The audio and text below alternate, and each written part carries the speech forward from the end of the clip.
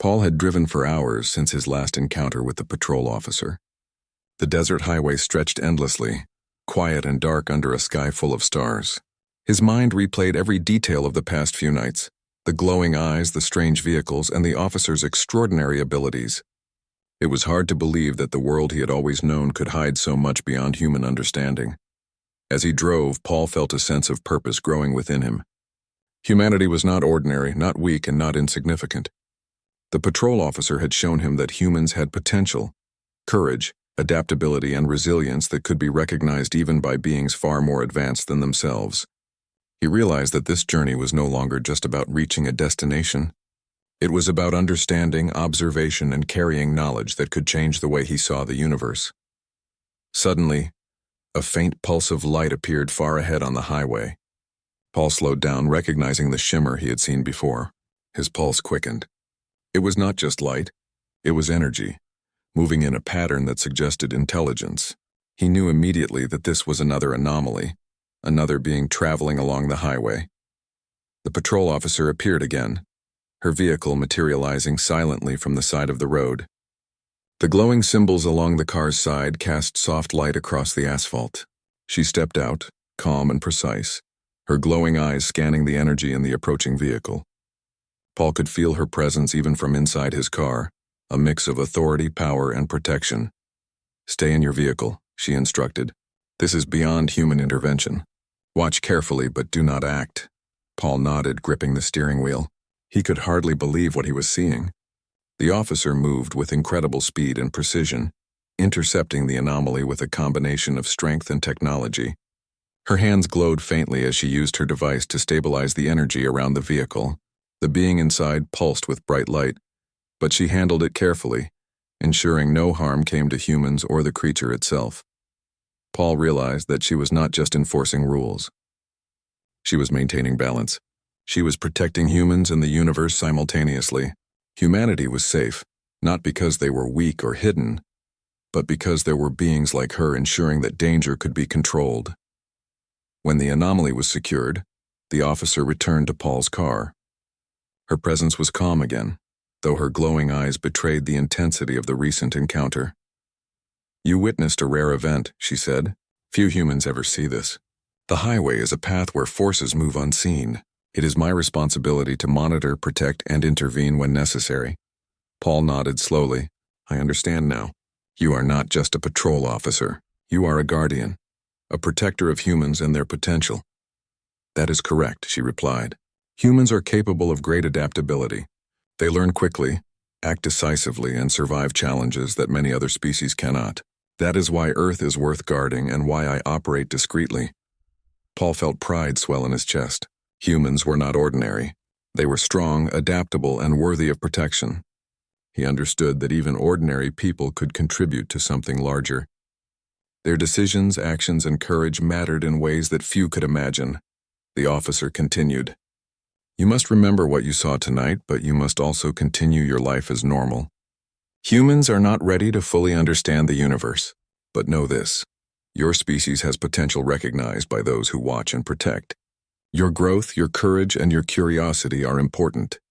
Paul nodded, understanding the weight of her words. He had witnessed something extraordinary, something that few humans could ever see.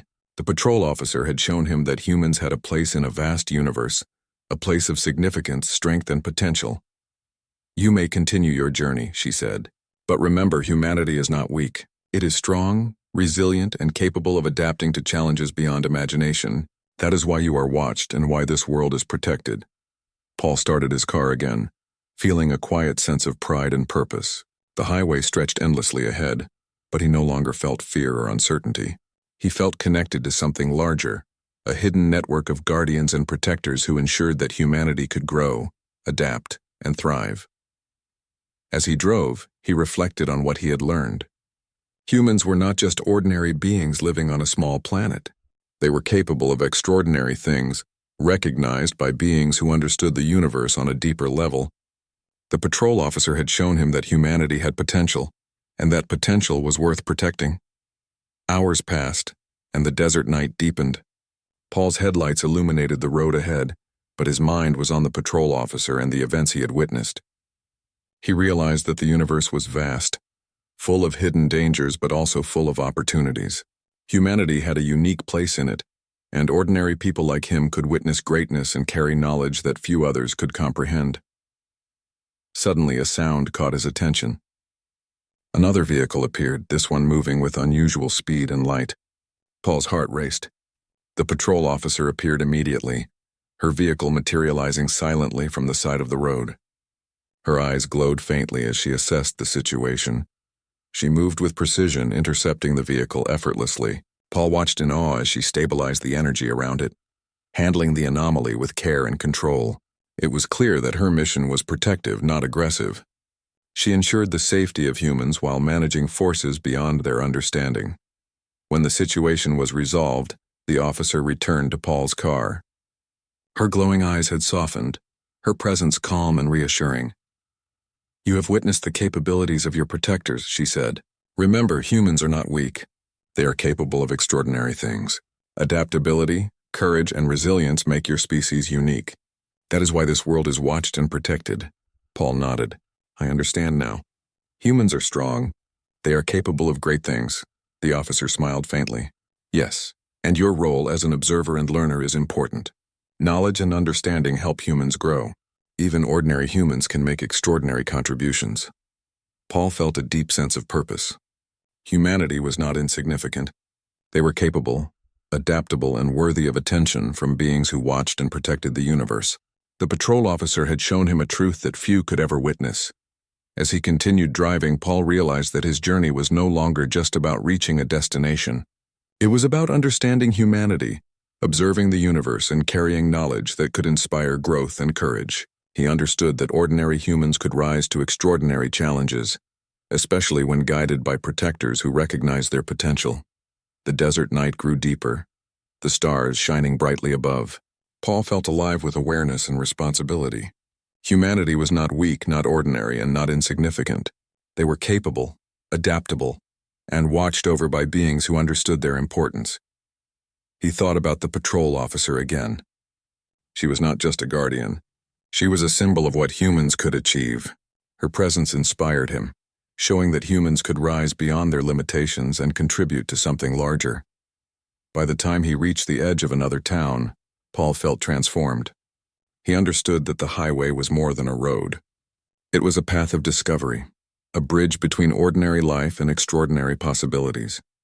Humanity had a role in the universe, and he had witnessed it firsthand. Paul parked his car and looked at the desert horizon. The highway stretched endlessly, silent and mysterious. He felt pride, curiosity, and determination. Humans were strong, capable, and worthy of protection. The patrol officer had shown him a glimpse of their potential, and he would carry that knowledge with him forever. He walked into the town with a quiet sense of awe. The events of the past nights had changed him. He understood that humanity was special, not because of weapons or power, but because of their adaptability, courage, and potential for growth. They were observed, guided, and protected by beings who recognized their significance. Paul knew that the universe was vast, full of hidden dangers and opportunities. Humans had a place in it, a place of importance, strength, and potential. The patrol officer had shown him that even ordinary humans could witness greatness and carry knowledge that could inspire others. As he looked back at the desert highway, Paul felt a deep sense of responsibility. He had seen the extraordinary, and he understood the importance of humanity's potential. He knew that humans were not weak, not ordinary, and not insignificant. They were capable, adaptable, and worthy of protection. Paul continued into the town, carrying the lessons of the highway, the patrol officer, and the extraordinary events he had witnessed. Humanity was strong, resilient, and watched over. He understood that even ordinary humans could rise to challenges, contribute to something larger, and witness the wonders of the universe. For the first time, Paul felt a deep connection to humanity and the universe. He knew that the patrol officer's mission was ongoing, that protectors were always watching, and that humans had the potential to achieve greatness. He felt pride, curiosity, and hope, knowing that humanity's story was just beginning, and that ordinary humans could play a role in something extraordinary. The highway stretched behind him, quiet and mysterious. The stars shone above, illuminating a path of possibilities. Paul smiled, knowing that he had witnessed a trade. The music wrapped around Rian like a tide, rising and falling as if it had always been waiting for him.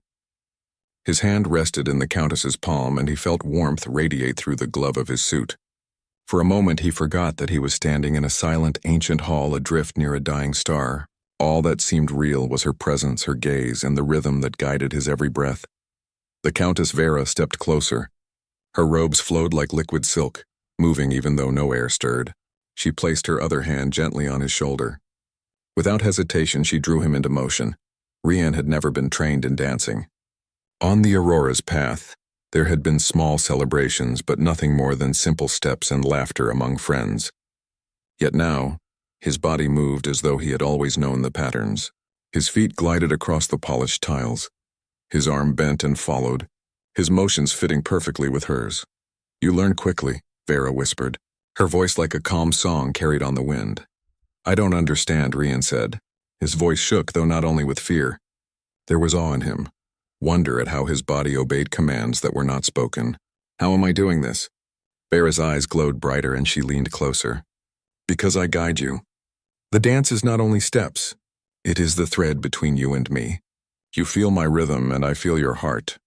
Her words unsettled him, yet they also filled him with heat. He felt as if her will was touching his thoughts, bending them to her own. The floor beneath their feet pulsed faintly with each step, as if the entire hall was alive and responding to their motion. The Countess spun him lightly, her hand never letting go of his. He twirled once, then returned to her embrace. The music quickened, and so did their pace.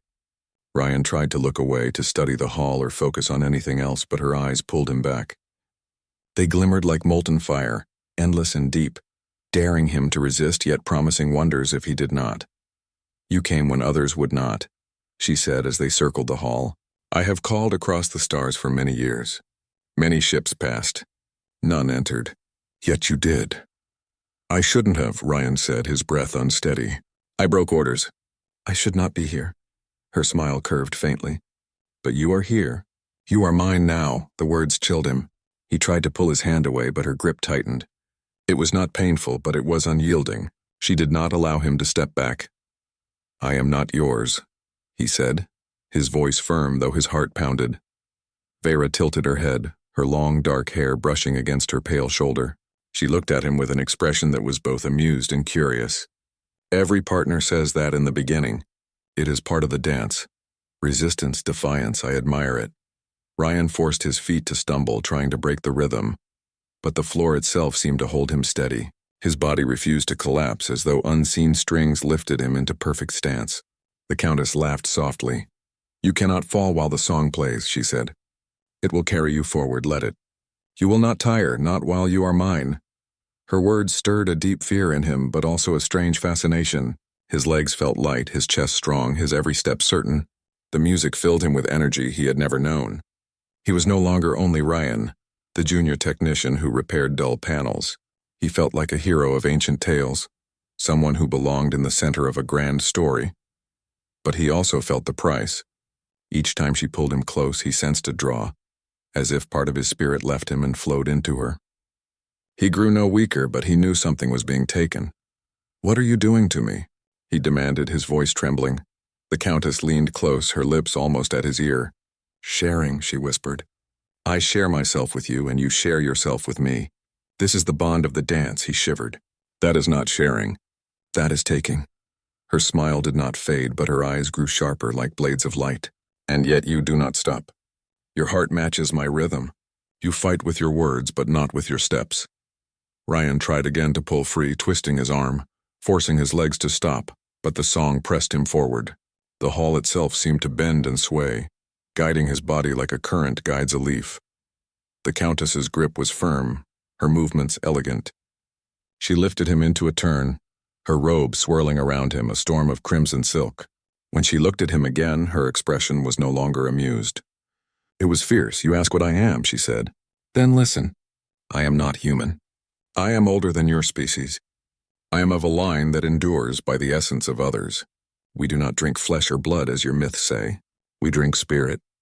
We drink memory. We drink fire from within, That is what I take and that is what I give. That is why I have called you. Her confession made his stomach twist.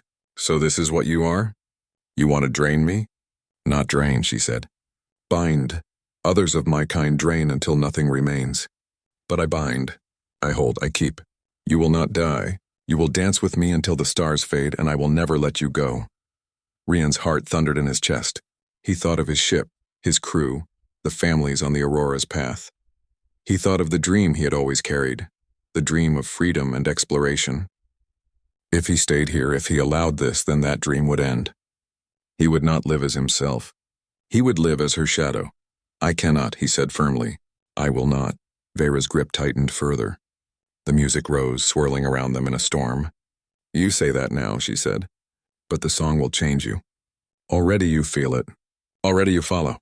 Rian shook his head, his teeth clenched. I am human. We don't give up so easily. Her eyes flashed. She spun him faster, the floor glowing faintly under their feet. The hall seemed endless, the pillars blurring as they circled. The chandeliers blazed like stars. The song roared. Rian felt like he was being lifted into a storm of light. He tried to hold to himself. He thought of the Aurora's path, of the people who had trusted him even with small tasks. He thought of the vast space beyond, of the stars waiting for his eyes. He clung to those images, using them as an anchor. The Countess slowed, sensing his resistance. She pressed her forehead close to his, her glowing eyes locking on his. Her voice was low, almost tender. You resist well, better than most. That is why I cannot release you. The words struck like a blade. She would not let go. The music faded to a softer rhythm, but the dance did not stop. They moved more slowly, like two shadows circling in moonlight. Rian's chest rose and fell with deep breaths. His muscles did not ache, but his spirit trembled. He whispered, Why me? Out of all who passed, why me? Her answer came without hesitation. Because I saw your fire. You look at the stars not with fear, but with hunger. I have wandered many worlds, and few carry that hunger now. You do. And I want it. Her hand squeezed his tighter. You are mine now, Rian, she said. The dance is eternal, and I refuse to let you go. Rian's mind swirled with fear, anger, and something else he could not name. The music, the hall, the Countess herself, all were overwhelming. He felt like a man caught between two worlds, one of freedom and one of eternal captivity. And yet the dance continued, and he could not break away. Rian's heart still raced from the dance. Every step, every turn, every touch of the Countess had left him breathless. His mind tried to process what had just happened, yet he could not. The hall seemed alive, the music still echoing faintly, wrapping around him like a living thing. Vera stood before him, calm now, her eyes glowing softly in the silver light. You have strength, human, she said, her voice smooth but filled with a weight he could feel in his chest. Few resist my call. Few even survive the first dance. You are different. Rian stared at her, trying to catch his own breath. Different how? What are you, really? You said you don't drink blood, but you take something from people. Something inside them. I can feel it, Vera nodded. Yes, that is true. But you misunderstand. I do not steal to destroy. I bind, I connect. I take what is needed to survive, and I give in return. I have lived for centuries because of it. Yet I have never caused death to those I touch. I feed on spirit, on the energy that makes a being alive. It is not cruel. It is necessary. Rian's mind whirled. Spirit, energy? How can something like that exist? How can anyone? Feel it or give it or take it. She smiled faintly. You humans are curious, but you also fear what you cannot see. What I take cannot be measured by your machines. It is in your heart, in your will, in your fire. When you dance with me, you give a part of yourself. But in return, you feel power you never knew you had. It is a bond. You sense it now. Rian looked down at his hands, flexing them. It was true. He felt alive in a way he had never imagined. His body moved with a confidence he had never known. Yet the thought of being bound forever, of never leaving, sent a shiver down his spine. You could leave, Vera said, almost softly, as if reading his thoughts. I could release you, but then you would take with you only fear and doubt. You would not understand the gift I offer. You would feel lost. That is why I do not let go. Those who resist truly alive, who fight with courage, those are the ones who earn my respect. Rian swallowed hard. And what about those who came before me? Were they alive when they left? Or were they gone? Her expression darkened slightly. Many were taken, yes, But none were lost entirely. Some choose to remain with me. Others leave. Some fade into memory. Time is different for those who dance with me. Life stretches. Moments last longer. Memories are sharper. Pain is sharper too. That is the nature of the bond. Ryan's stomach twisted. So you've had others. Others you have danced with and held. And now you want me too. Not want, she said. I need, but I do not take blindly. I choose carefully. You are strong, human. Your spirit is bright. That is why you are here. Why I called you across the void. He looked around the hall, his eyes catching the glow of the chandeliers. There were faint impressions in the walls, like shadows of people who had been there before. Those are the others? He asked. They are echoes, Vera said. Not alive, not dead. Memories left in the halls. They are proof of my past, proof of what has been and of what may come. You see them because your spirit is strong. You sense them as I sense you. Ryan felt a shiver of awe. And the dance? Is that how you do this? Yes, she said. The dance is more than motion. It is connection. It is trust and it is defiance. Those who resist give more of themselves, even unwillingly. They give me strength. And in return, I give them something few beings ever feel. Clarity. Power. Life beyond life. Ryan shook his head. I don't know if I want that. I want to explore, to live my life. I can't just belong to you forever. Vera took a step closer, her hand rising to touch his cheek. Her touch was cold, yet it carried warmth too. A strange contradiction that made his chest ache. And yet you are already part of me. That is the nature of the bond. I do not force.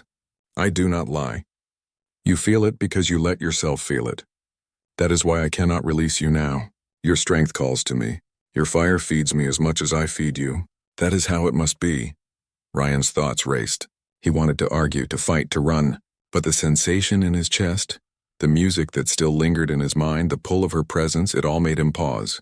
He realized she was right. He had felt it. He had surrendered part of himself even without meaning to. The dance was more than steps. It was a bond, and he had walked willingly into it. Why me? He asked again. Why risk everything to call me? So many humans exist. Why me? Vera's eyes softened slightly, and she gestured to the hall around them. Because you are human in the way few remain. Curious, brave, and unafraid of the unknown. You do not follow the rules blindly. You do not fear what you cannot touch. You are willing to step into the unknown and face it, and that is rare. That is why you are here. That is why I dance with you. Ryan looked at her, seeing something he had not seen before. Beneath the elegance, beneath the power, there was a loneliness, an endless, stretching solitude that had lasted centuries. You've been alone for a long time, he said quietly. Vera nodded. Longer than I care to count. I have wandered from system to system, from world to world, observing. I have seen civilizations rise and fall. I have seen stars born and die, and I have always carried the knowledge that I would remain, even when everyone else faded.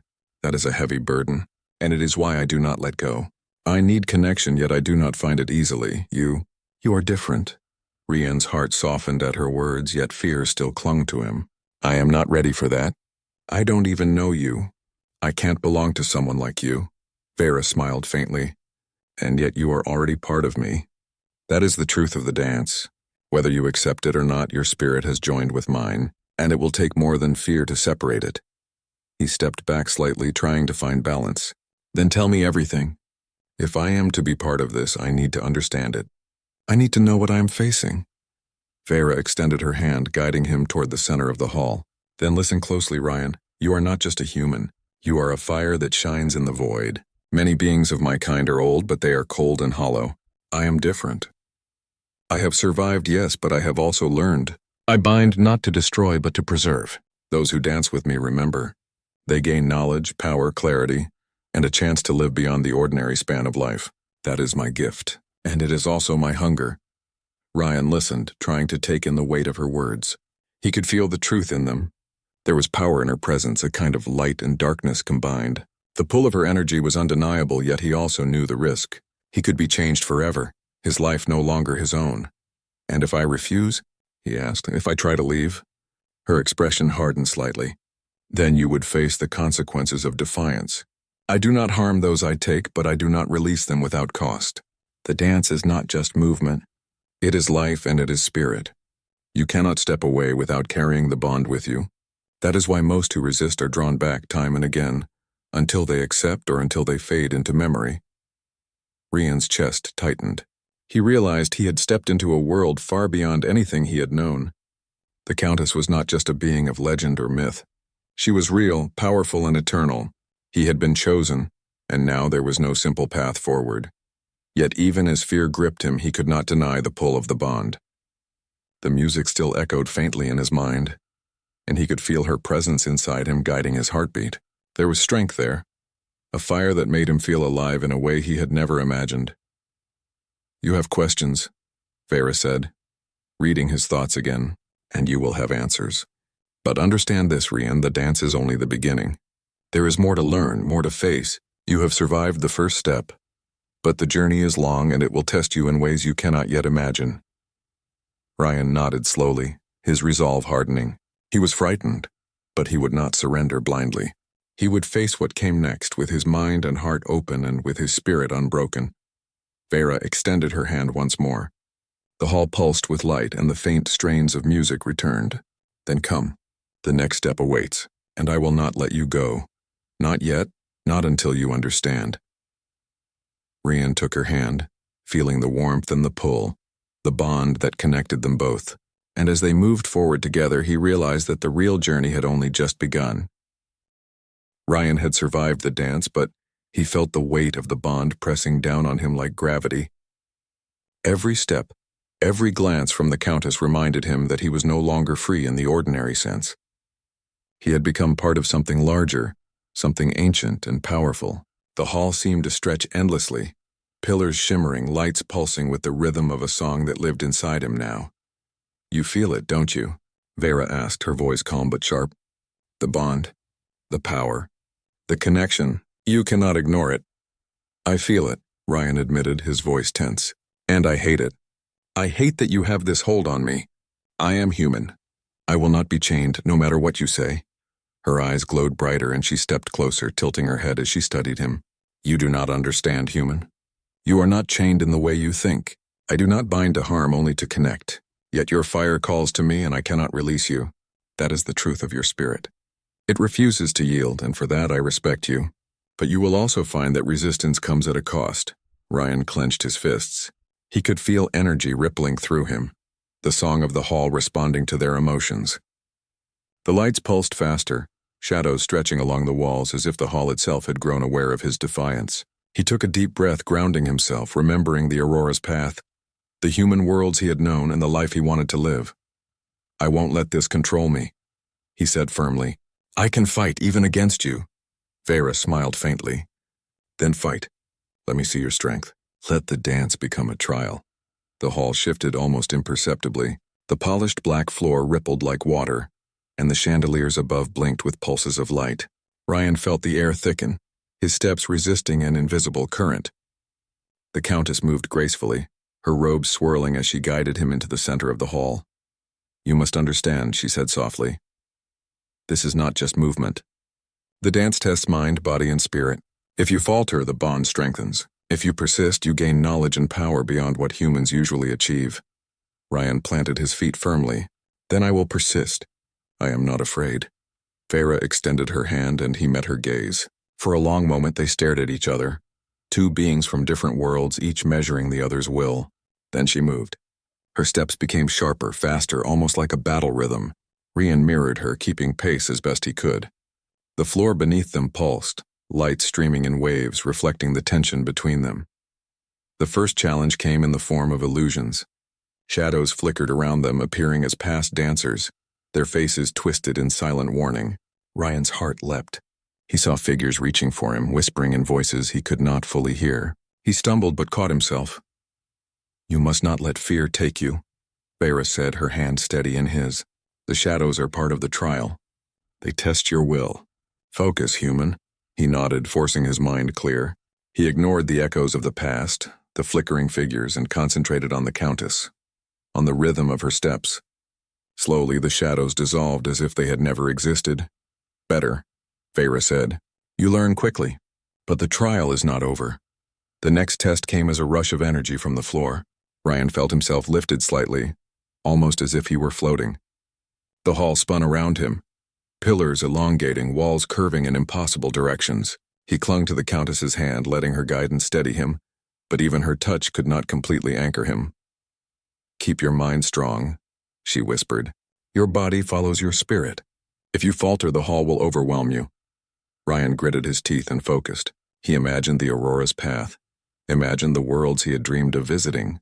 He clung to the memory of the sun setting over the deserts of a distant colony, to the laughter of children in the corridors of the ship, to the gentle voice of Mara warning him to be careful. Each memory became a tether, a rope he could use to pull himself through the storm. The Countess guided him through the trials with her own energy, but she did not hold him completely. She wanted to see his strength, to see if his spirit could withstand the pull of the hall and the bond. With every step, he felt the energy between them grow stronger, her presence inside him and around him. "You are remarkable," she said, her voice carrying a note of admiration. "Few humans withstand the bond so completely. Most give in, surrendering their fire to me. You fight, yet you do not break." Ryan's chest heaved. He did not respond with words. There were none that could capture what he felt. He only knew that he could not stop, could not falter, and could not give in completely. The Countess was part of him now, but he remained part of himself as well. Suddenly, the hall shifted again. The floor beneath him rose and fell like waves. Pillars leaned inward, forming a tunnel that seemed to stretch forever. The music swelled into a roar, and illusions of fire and shadow danced around him. Ryan felt a pull toward the illusions, toward the shadows of past dancers. For a moment, panic struck. He felt as though he might be swept away, swallowed into memory and silence. "You must resist," Vera called. "Do not let them claim you. Your strength is your own." Ryan's mind cleared. He drew a deep breath, centering himself. He felt the fire in his chest, the determination that had carried him this far. He stepped firmly on the moving floor, letting his will guide his body. The illusions faded, the hall stabilized, and the music softened. Vera's eyes shone with pride. "You are stronger than I anticipated," she said. "And yet the trial continues. You must face the heart of the dance." The center of the hall opened into a wide circle, the floor glowing with intricate patterns of light. Ryan felt energy rising from the floor, swirling around him and the Countess. The music pulsed in perfect sync with his heartbeat. He realized that the trial was now not only about movement, but about his mind and spirit. "You feel the energy," Vera said. "It is the essence of this place. It tests courage, clarity, and desire. You must face it without fear." Ryan steadied himself. The energy pulsed stronger, tugging at him, trying to pull him into the floor. He resisted, focusing on his own spirit, on his memories, on his determination to remain free. He felt the Countess's presence inside him, guiding him but not controlling him completely. "You are human," she whispered. "You fight with fire that is rare among your kind. That is why I cannot let go. You are mine, yet you are also your own." Ryan's chest tightened at her words. He did not fully understand them, but he knew he would not surrender blindly. The trial had shown him that he could withstand her power. He could survive. He could resist. The energy swirled higher, forming a storm of light and shadow around them. Ryan felt the bond intensify, her spirit mingling with his, pressing and testing him. He held his ground, refusing to yield completely. "You are defiant," Vera said, her voice both proud and amused. "And that defiance strengthens you. You are extraordinary, human." Ryan's hands ached from the strain of holding himself upright, but he did not let go. His legs burned, but he did not stumble.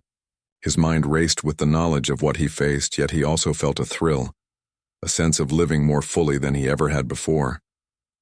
"You see now," Vera said, stepping closer, "why I cannot release you.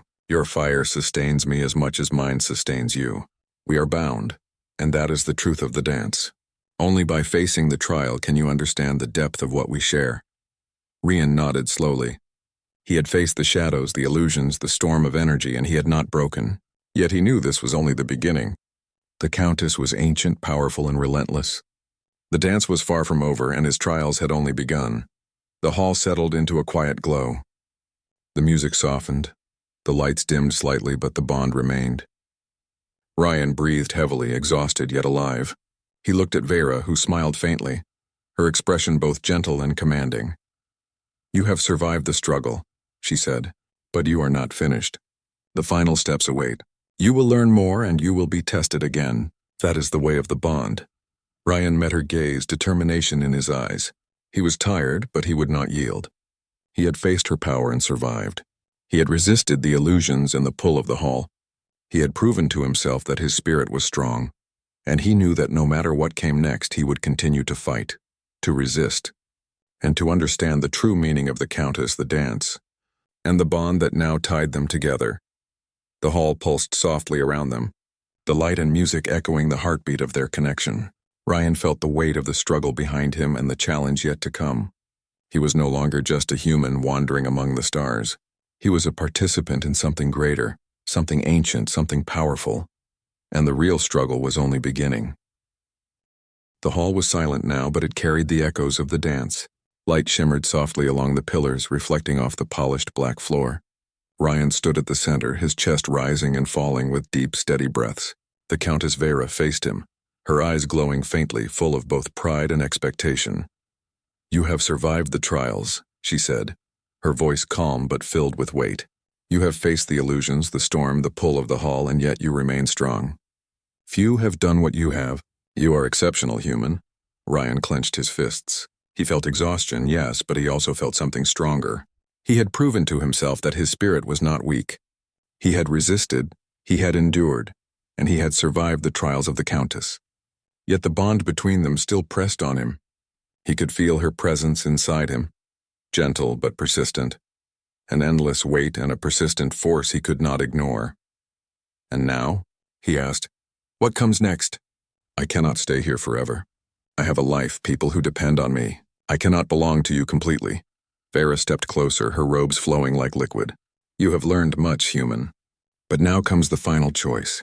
You must decide whether to remain bound to me, part of the dance forever, or to leave and return to your world. This choice is yours alone. No one can make it for you. Ryan's mind raced. He thought of the Aurora's path, the people aboard, the stars he had always dreamed of exploring. He remembered the thrill of discovery, the warmth of friendship, and the simple joy of freedom. Yet he also remembered the dance, the bond, the energy that had coursed through him, making him feel alive in ways he had never known. I do not want to leave completely, he said quietly, but I cannot be bound forever. I am not ready for that. Vera studied him, her expression unreadable.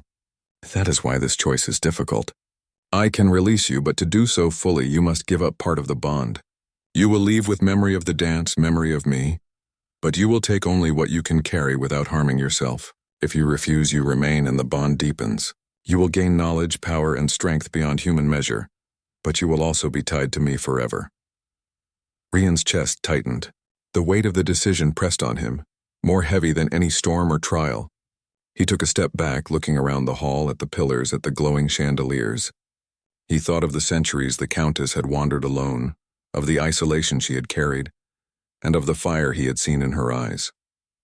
He realized she needed him, but he could not surrender his life entirely. I will not be bound forever, he said firmly. I am human. I need to live my own life.